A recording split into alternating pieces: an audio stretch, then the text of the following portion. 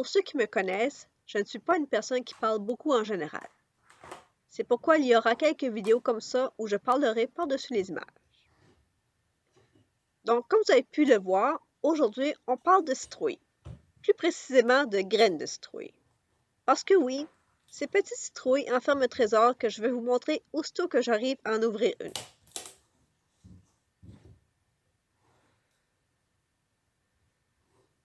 Donc voilà, ces graines sont vertes.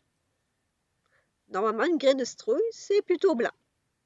Mais là, c'est un beau vert foncé, comme celle vendue en magasin. C'est que ces graines sont sans écailles. C'est l'écaille de la graine qui la rend plutôt blanche. Mais sachez que les graines de citrouille avec leur écaille sont tout aussi comestibles et bonnes. Elles ont même plus de fibres. Donc pourquoi j'en ai acheté? La réponse est simple. Par curiosité et parce que c'est le produit que je suis habituée de voir. J'utilise aussi pas mal ces graines dans les recettes. Donc je pense que le côté sans écaille est mieux dans ce cas. Il existe quand même quelques variétés de citrouilles à graines sans écailles.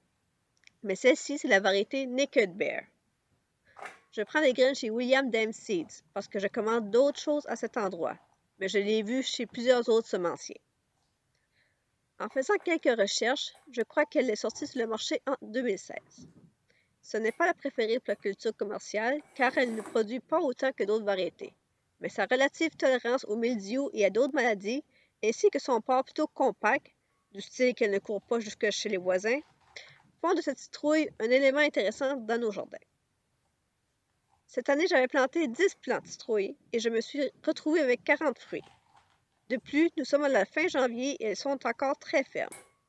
J'ai quand même passé celles qui montraient des signes de pourriture en premier, mais on parle ici de 6-7 citrouilles. Sur 40, c'est une bonne moyenne.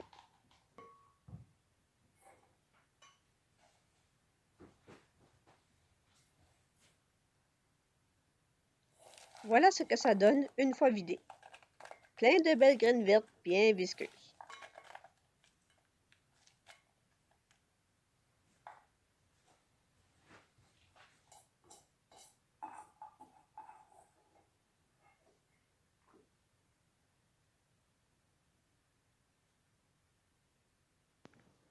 Une citrouille moyenne me donne environ une tasse de graines. Pour moi, c'est une bonne quantité.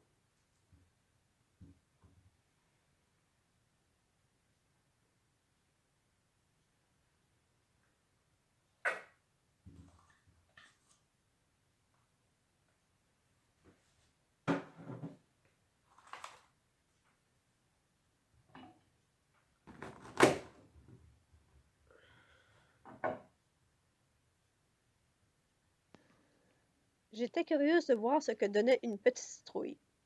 Surprenamment, c'est assez comparable à une moyenne. Les graines semblent plus attachées à la chair et sont peut-être un peu plus petites, mais rien de bien dramatique.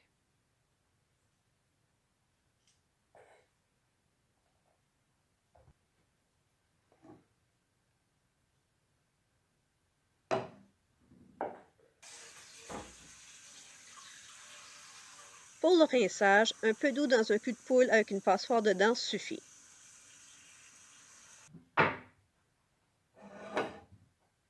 On plonge les graines dedans.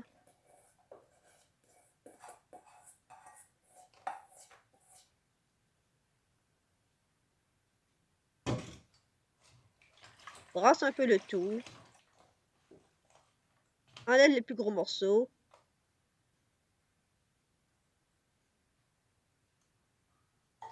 Égoutte et c'est fini.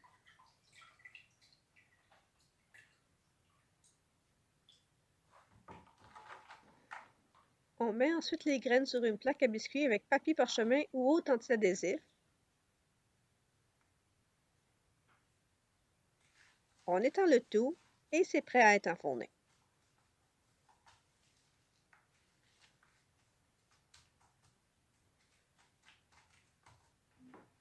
Après quelques tests, j'ai trouvé que le mieux est de mettre au four 30 minutes à 250 degrés Fahrenheit.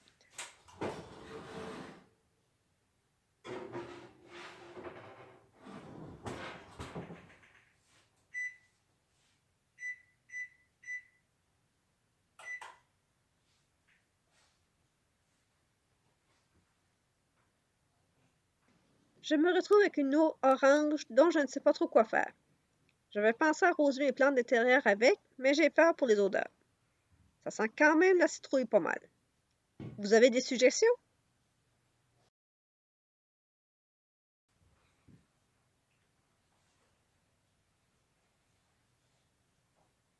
Après 30 minutes, les graines sont presque sèches.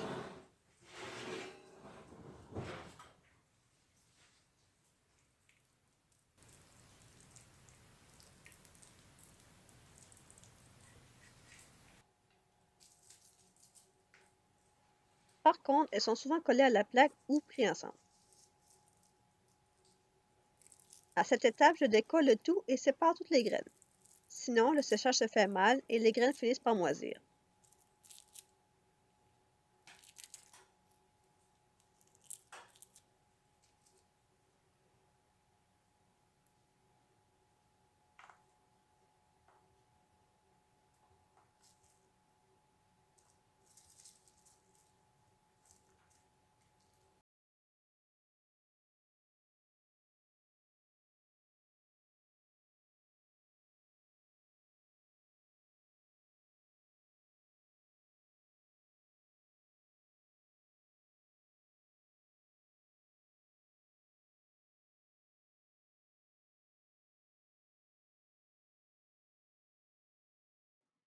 Je retourne ensuite les graines au four un dernier 30 minutes pour finaliser le séchage.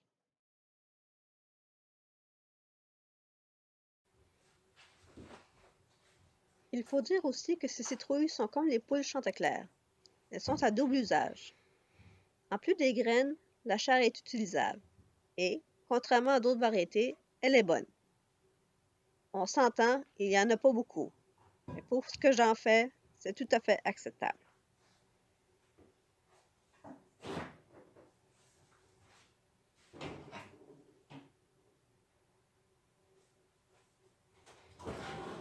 Après 30 minutes, les graines sont complètement sèches et ont commencé à griller un peu. C'est parfait pour manger comme collation ou pour ajouter dans les recettes.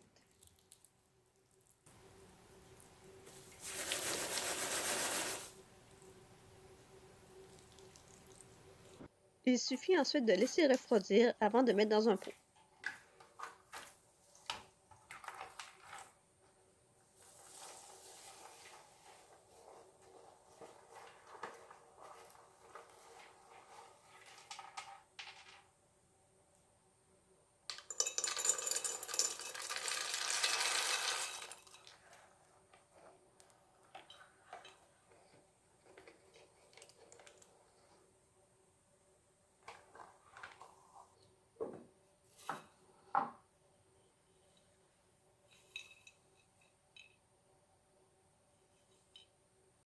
Alors voilà, j'espère que vous avez apprécié et on se voit la prochaine.